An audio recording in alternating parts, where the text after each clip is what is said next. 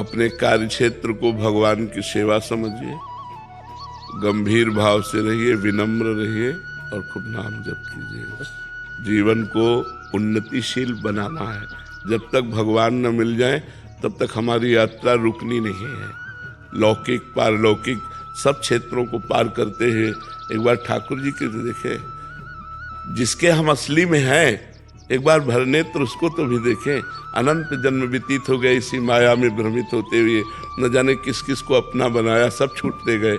एक बार जो अपना है उसको तो देखें, जो एक बार अपना असली पिता है, जिसने मुझे प्रकट किया, जिसने मुझे बनाया है, एक बार उसको देखें। एक बार लालसा होनी चाहिए। सुनते हैं बड़े सुंदर हैं यार, एक बार तो देखना चाहिए ना, बड़े सुंदर हैं, देखने योग्य हैं, अपने हैं, प्यारे हैं।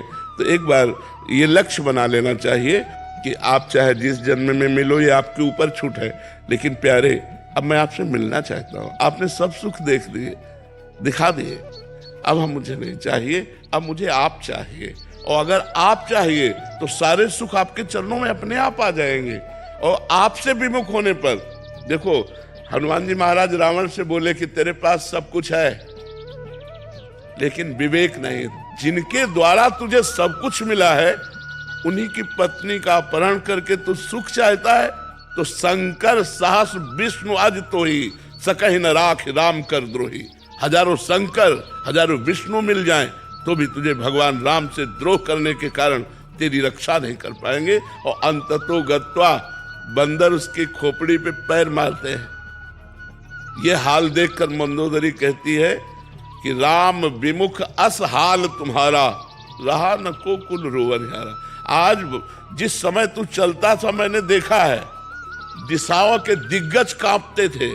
आज वही रावण तेरी खोपड़ियों को बंदर लात मार रहे हैं। ये हालत भगवान से विमुख होने के कारण हुई। तो हम उन भगवान के सन्मुख हो, उन भगवान को प्राप्त करें तो मनुष्य जीवन की सफलता है। को आनंद पूर्वक रहो, मस्त रहो, भगवान के आश्रित रहो।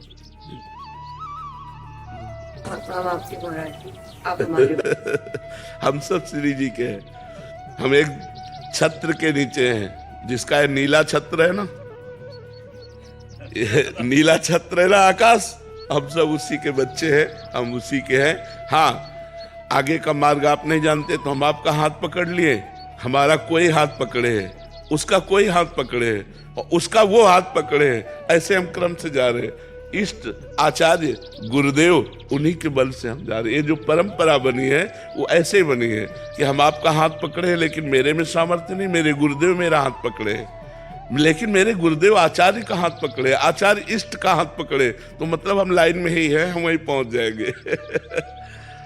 जय जय श्री हरि।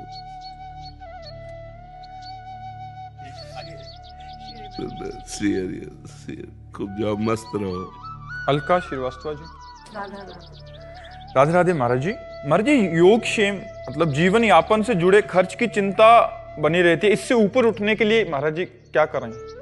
आप बताइए, आप दुख प्राप्ति की चाह करते हैं क्या? कोई स्वयं प्राप्त होता है ना, ऐसे सुख प्राप्त हो जाएगा जो आपके भाग्य में लिखा है।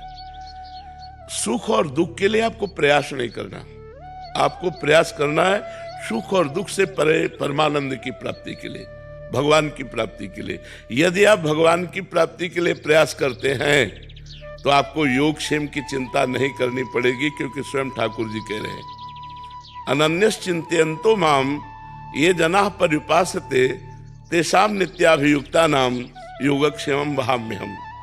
जो मेरा अनन्य चिंतन करता है उसके योग और क्षेम का वाहन मैं स्वयं करता हूं। योग का तात्पर्य होता है प्राप्त जो है और अभी जो नहीं प्राप्त है, नहीं प्राप्ति की प्राप्ति कराने का नाम योग है, और जो प्राप्त है उसकी रक्षा करने का नाम क्षेम है। जो नहीं प्राप्त है वो स्वयं ठाकुर जी प्राप्त कराएंगे, और जो प्राप्त है उसकी रक्षा स्वयं ठाकुर जी करेंगे। वो देख रहा है योगक्षेमं वहाम्यहम्, वो ऐसे थोड़ी बोल रहा है, वो सच्चिदानंद है, वो सत्य नारायण है, वो जो बोलता है वो करता है। उन्होंने कहा योगक्षेमं वहाम्यहम्, मेरा सिर्फ कार्य है उसका आश्रय लेकर चिंतन करना और उसका कार्य है व्यवस्था करना।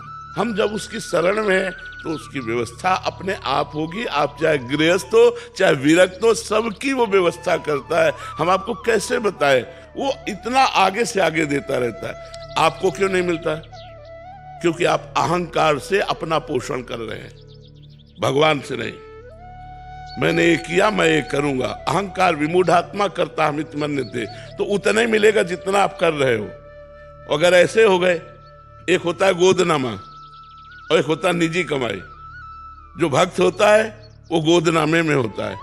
हमारा विश्वास, हमारा आत्मनिर्भर भाव, हमारी आत्मा भगवान है, उन पर निर्भर भाव, तो कहते योगक्षेमम वहाम्यहम्।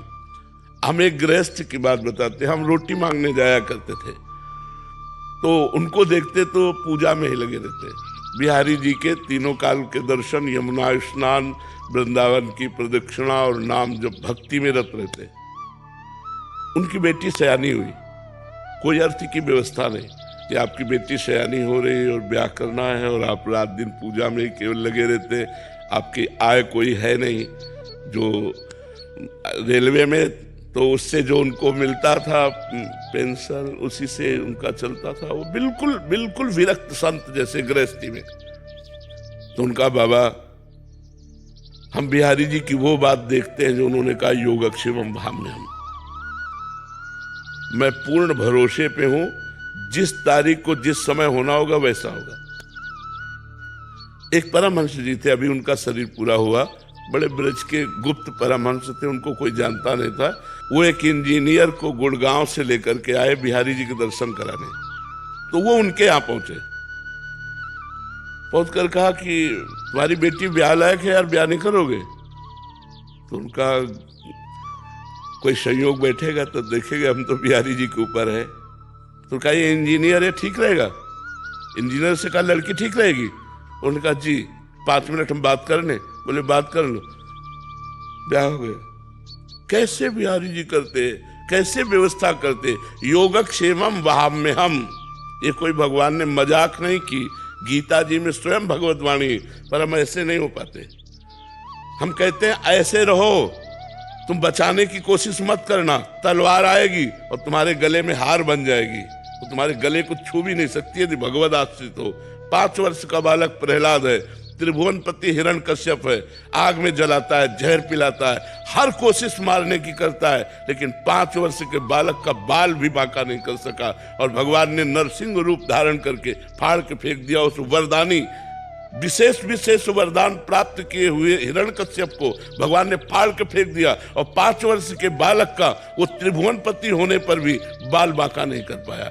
ऐसे भगवान हमारे हैं, भगवान की अनंत सामर्थ्य है। हम भगवान के आश्रित नहीं हो पाते, इसलिए हमें बात नहीं। अरे योगक्षेमम वाम्यम, ऐसा मत सोचो कि केवल बाबा जी का ही योगक्षेमम वाम्यम। भगवान अपने भक्त का योगक्षेमम। अर्जुन बाबा जी हैं क्या?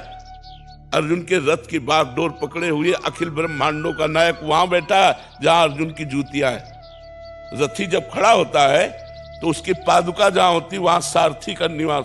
कौन है? ध्येयम सदा परिभवग्नम अभीष्टदोहम तीर्थास्पदम शिव विरंच नुतम शरण्यम भृत्यार्तिहम प्रणत पाल भवाब्धिपूतम वंदे महापुरुष ते चरणारविंदम। जो भगवान शंकर ब्रह्मादि है, जिनके चरण रज की वंदना करते हैं, वो भगवान श्री कृष्ण है। और बैठे कहाँ है? सारथी बने बैठे हैं। तो हमें विश्वास होना चाहिए। विश्वास के बिना भक्ति नहीं और भक्ति के बिना सदगति नहीं। इसलिए चाहे गृहस्थ हो चाहे विरक्त हो, भगवान पर विश्वास करो, उसका चमत्कार देखो, उसका चमत्कार देखो, भगवान कैसे रक्षा करते हैं। महाराज जी, आपने बोला कि अप्राप्त की प्राप्ति और जो प्राप्त है उसकी रक्षा करते हैं प्रभु। महाराज जी, यहाँ जब मनोकामना वाली बात आती है कि हमने भगवान से मांगा फिर दिया नहीं, क्यों दे? भगवान तुम्हारे नौकर है। तुमने तपस्या की, तुमने साधना की, तुमने उपवास रखे, तुमने व्रत रखा, तुम तीर्थयाटन किए, तुम कितना नाम जप किए, क्यों दे दे? हमने बताया है कि 2 प्रकार से भगवान देते हैं। एक तो होता है अपनापन, जैसे ये हम दुनिया जो है हमारे भगवान की एक दुकान है, मेरे मालिक की दुकान में है सबका जीवन खाता। अब इस दुकान पर जब हम जाते हैं और हम कहें जरा सोने का हार दिखाइए, लीजिए पैसा आपको देना पड़ेगा। अच्छा, घर का आदमी गया और उसने कहा ये हार तो हमें बहुत पसंद है, ले लीजिए, उससे पैसा मांगेगा क्या?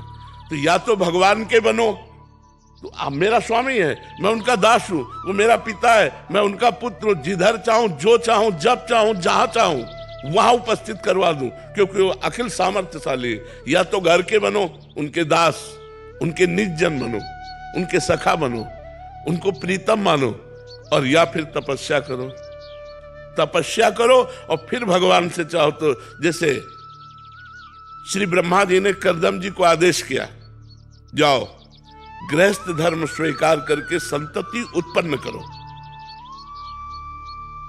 श्री कर्दम जी ने सोचा, बहुत ज्ञानी महापुरुष थे, तो उन्होंने 10,000 वर्ष तपस्या की। दाहिने पैर के अंगूठे के बल खड़े होकर हाथ उठाकर 10,000 वर्ष तपस्या की। भगवान प्रसन्न हुए तो उनका, मुझे मेरे योग्य पत्नी चाहिए। तो आदि सम्राट महाराज मनु की पुत्री देहूति, भगवान ने कहा वो परसों आएंगे और आपका ब्याह कर देंगे। पत्नी भी चाहिए तो 10,000 वर्ष, तो कलयुग में 10,000 वर्ष तो जीना नहीं, 80 वर्ष जीना यार। 10 दिन तो भजन करो, कुछ चाहिए तो भजन करो। ऐसे थोड़ी कि बोल दी जाके कि तुम्हें 100 किलो लड्डू खवा दे, भूखों मर रहे हैं। अरे पूरे विश्व ब्रह्मांड को भगवान पवार है। अच्छा, ये काम नौकर से कहा जाता है। मालिक को तुम नौकर समझ रहे हो कि तुम्हें 50,000 का फूल बंगला बनवा देंगे, हमारा काम कर दो, ऐसे नहीं होता।